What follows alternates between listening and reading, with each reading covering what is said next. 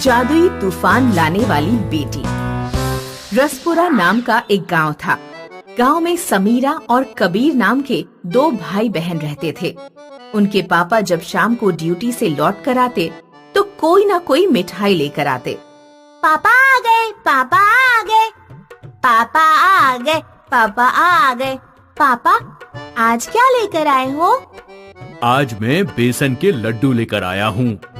समीर और कबीर की माँ ने हमेशा की तरह समीरा को ज्यादा लड्डू दे दिए। समीरा लड्डू लेकर अपने कमरे में चली गई। माँ, ये सरासर अन्याय है। आप लोग मेरे साथ डिस्क्रिमिनेशन कर रहे हैं। कोई भी चीज घर में आती है तो समीरा को हमेशा ज्यादा क्यों दी जाती है? मैं ये मामला कचहरी तक लेकर जाऊंगा। गुस्सा मत कर बेटा, समीरा को हम लोग जानबूझकर कुछ ज्यादा देते हैं ताकि वो खुश रहे और कभी गुस्सा ना करे। उसे गुस्सा आ जाएगा तो कौन सी आफत आ जाएगी? मुझे भी तो गुस्सा आता है। बहुत बड़ी आफत आ जाएगी जिसे रोकना फिर हमारे हाथ में नहीं होगा। तुम मेरे साथ हलवाई की दुकान पर चलो। तुम जितनी चाहे उतनी मिठाई खा लेना। कबीर अपने पापा के साथ हलवाई की दुकान पर गया और उसने सारी मिठाइयाँ खाई। क्या अब तुम खुश हो? भेदभाव का मामला लेकर कचहरी में तो नहीं जाओगे? पापा, अब मैं खुश हूँ, लेकिन एक बात समझ में नहीं आती। समीरा को गुस्सा आने पर क्या हो जाएगा? बेटा, तुम्हारी बहन तुम्हारी तरह नॉर्मल नहीं है। तुम्हें याद है कई साल पहले हमें शहर छोड़कर इस गांव में बसना पड़ा था। हाँ, मुझे याद है। वो समीरा के कारण ही हुआ था। समीरा को जब गुस्सा आता है तो वो भयानक तूफान ला देती है। शहर में उसके तूफान के कारण कई मकान गिर गए थे, इसलिए हम लोग भागकर यहाँ आ गए। समीरा के माता पिता कोशिश करते थे कि समीरा घर से बाहर न जाए। वे उसे घर पर ही शिक्षा देते थे। समीरा अगर कोई चीज मांगती तो उसे घर पर ही लाकर दे दी जाती। लेकिन एक दिन समीरा के माता पिता मुसीबत में पड़ गए जब समीरा ने सिनेमा हॉल जाने की जिद की। पापा, मुझे मूवी देखने सिनेमा जाना है। मैं आज तक सिनेमा हॉल नहीं गई हूँ। बेटा, तुम्हें जो भी फिल्म देखनी है मैं उसकी सीडी घर पर ले आता हूँ। सब लोग मजे से पॉपकॉर्न खाते हुए फिल्म देखेंगे। नहीं पापा, मुझे सिनेमा हॉल जाना है। मुकेश ने समीरा की बात का ज्यादा विरोध नहीं किया क्योंकि उसे डर था कि कहीं ज्यादा मना करने पर समीरा को क्रोध न आ जाए। ठीक है, कल हम सब लोग डायनासोर वाली फिल्म देखने चलेंगे। अगले दिन मुकेश का परिवार फिल्म देखने पहुंचा। समीरा अपनी कोल्ड ड्रिंक का ग्लास सीट के हैंडल पर रख रही थी कि गिलास लुढ़ककर बराबर वाली सीट पर बैठी लड़की के ऊपर गिर गया और लड़की के कपड़े खराब हो गए। ओह, सॉरी, वो मैं ग्लास इसमें फंसा रही थी तभी ये गिर गया। बदतमीज, तुझे तमीज नहीं है? तूने मेरी नई ड्रेस का सत्यानाश करके रख दिया। लड़की समीरा को थप्पड़ मार देती है। समीरा को भयानक गुस्सा आ गया।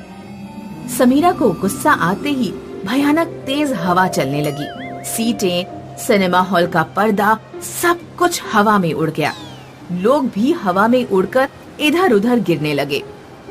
मुकेश ने समीरा का हाथ पकड़ा और माँ ने कबीर का हाथ पकड़ा।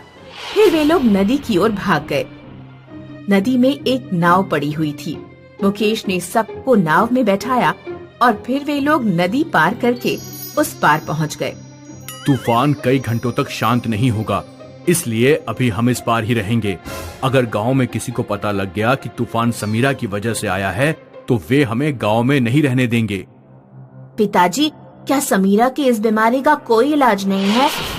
बेटा, ये प्राकृतिक शक्ति है।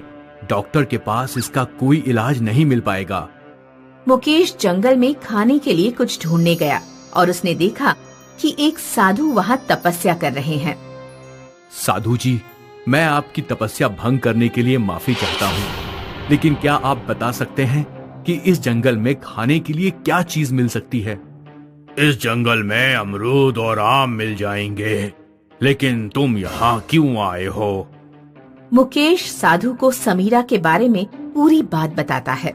महात्मा जी, क्या आपके पास इस समस्या का कोई इलाज है? साधु ने मुकेश को विशेष जड़ी बूटियों से बनी कुछ गोलियां दी। इन गोलियों को रोजाना सुबह अपनी लड़की को खिलाना।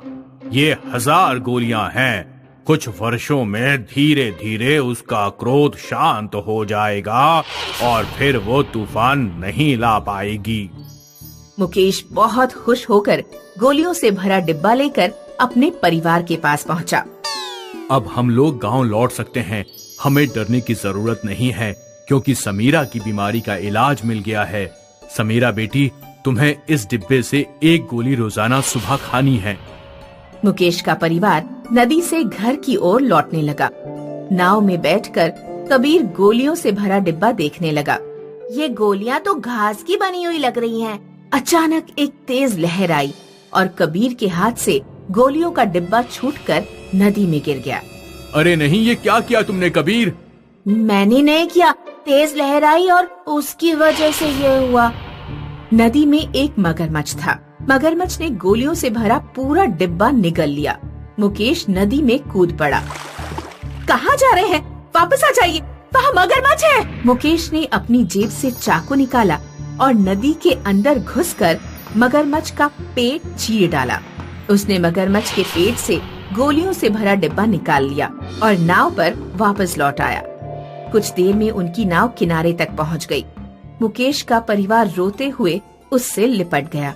पिताजी, आपको कुछ हो जाता तो फिर हमारा क्या होता? बेटा, तुम्हारी प्रॉब्लम खत्म करने के लिए मेरा नदी में कूदना बहुत जरूरी था। मुकेश का परिवार वापस गांव पहुंचा। घर वगैरह सब टूट चुके थे। उन्होंने मिलकर दोबारा अपना घर बनाया और खुशी से रहने लगे। हीरालाल अपने गांव का सरपंच था। उसकी 2 बेटियां थीं, करिश्मा और रवीना। बड़ी बेटी करिश्मा हमेशा एक कमरे में बंद रहती थी। रवीना, तेरी बड़ी बहन चुड़ैल है क्या, जो हमेशा घर में बंद रहती है? रवीना को जब गांव की लड़कियां चिढ़ाती तो वह अपने माता पिता से जाकर कहती, माँ, पिताजी, करिश्मा मेरे साथ क्यों नहीं खेलती? आप उसे स्कूल भी नहीं भेजती। मुझे रोजाना स्कूल जाना पड़ता है। आखिर वह हमेशा कमरे में बंद क्यों रहती है? गांव वाले कहते हैं कि वो चुड़ैल है। करिश्मा चुड़ैल नहीं है बेटी, तुम बाहर जाकर खेलो। करिश्मा की तबीयत ठीक नहीं रहती, इसीलिए वो कमरे में बंद रहती है। रवीना जब चली जाती है तो हीरालाल की पत्नी हीरालाल से कहती है, इस तरह कब तक हम करिश्मा को बंद करके रखेंगे? आज नहीं तो कल लोगों को उसकी असलियत पता चल ही जाएगी। बेहतर होता कि मैं उसे पैदा ही न करती। जो हो चुका है उसके लिए रोने का कोई फायदा नहीं। मीनापुर गांव में एक जादूगर बाबा रहते हैं, शायद वो कुछ कर पाएं। कल मैं करिश्मा को उन्हीं के पास लेकर जाऊंगा। अगले दिन हीरालाल करिश्मा को लेकर जादूगर के पास पहुंचता है। क्या समस्या है बेटा? इस लड़की के हाथ क्यों बांध रखे हैं? समस्या ये है बाबा जी कि ये लड़की जिस चीज को छूती है वो बर्फ बनकर जम जाती है। इसलिए डर के मारे हमें इसे कमरे में बंद करके रखना पड़ता है। गांव में इसने किसी इंसान को छू लिया तो वो बर्फ बन जाएगा। बेटा, मैं इसके हाथ तो ठीक नहीं कर सकता, लेकिन मैं तुम्हें एक जोड़ी दस्ताने देता हूँ। अपनी बेटी को ये दस्ताने पहना दो, ये जमेंगे नहीं। इन्हें पहनने के बाद ये घर से बाहर निकल सकती है। करिश्मा दस्ताने पाकर बहुत खुश हुई, क्योंकि अब वह किसी भी चीज को अपने हाथों से पकड़ सकती थी।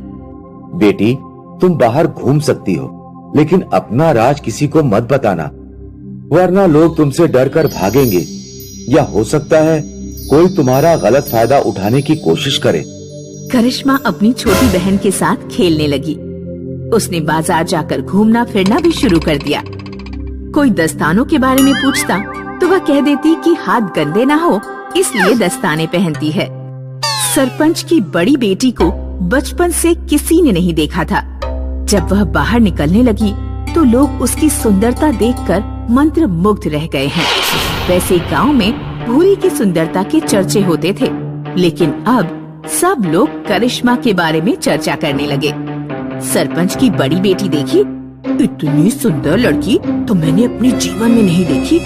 अपने हाथों की सुंदरता को बनाए रखने के लिए दस्ताने पहनती है।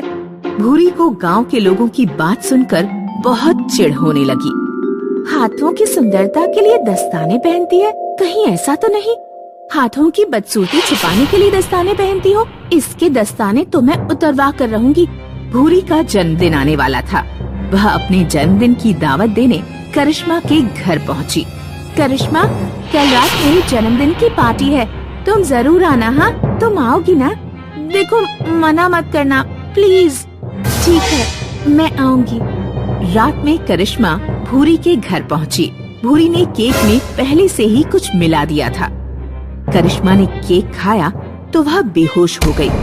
जब उसे होश आया तो वह बिस्तर पर लेटी हुई थी और उसके दस्ताने गायब थे।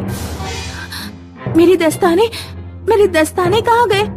करिश्मा दस्ताने ढूंढने के लिए रूम में रखी अलमारी खोलती है।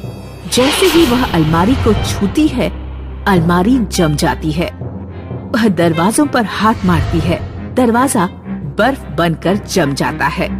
करिश्मा खिड़की से कूदकर बाहर जाती है। कहीं तुम इसे तो नहीं ढूंढ रही हो? हाँ, मैं इन्हें ही ढूंढ रही हूँ। मेरे दस्ताने वापस करो।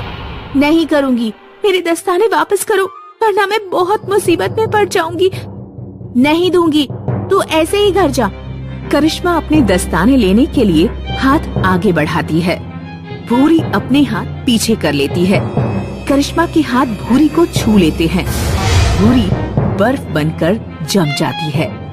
गांव की एक औरत यह सब देख रही थी। करिश्मा, ये तूने क्या किया? औरत चिल्लाने लगी। सुनो सुनो गांव वालों, करिश्मा चुड़ैल है, उसने भूरी को जमा दिया। करिश्मा को वहाँ से भागना पड़ता है। भागते भागते वह जंगल पार करके नदी किनारे पहुँच जाती है। वहाँ उसे एक लड़का मिलता है। क्या तुम्हें नदी पार करनी है? अगर तुम चाहो तो मेरी नाव में बैठ सकती हो। ठीक है, मैं तुम्हारी नाव में बैठ जाती हूँ, लेकिन मुझसे दूर रहना, क्योंकि मुझे एक अजीब बीमारी है। तुम क्या करते हो? मेरा नाम बबलू है। मैं शहर से बर्फ लेकर आता हूँ और गांव में बेचता हूँ। तुम्हें क्या बीमारी है? मैं जिस भी चीज को छूती हूँ वह बर्फ बन जाती है। अच्छा, तो ये बात है। खैर, तुम्हें इस बीमारी को अभिशाप नहीं समझना चाहिए। लड़का एक बाल्टी में पानी भरता है और करिश्मा से पानी में उंगली डालने के लिए कहता है। करिश्मा जैसे ही पानी में उंगली डालती है, पानी बर्फ बन जाता है।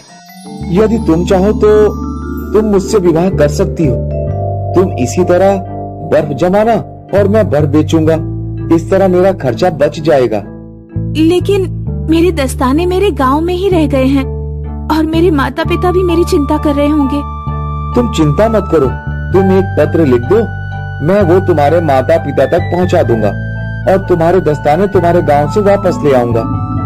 करिश्मा एक पत्र में लिख देती है कि वह नदी किनारे एक गांव में सुरक्षित है और विवाह करने वाली है। बबलू पत्र ले जाकर उसके माता पिता को पहुंचा देता है। चलो, अच्छा हुआ, बेटी सही सलामत तो है। बबलू दस्ताने लेकर करिश्मा के पास लौट जाता है। करिश्मा और बबलू विवाह कर लेते हैं और खुशी खुशी अपना जीवन बिताने लगते हैं।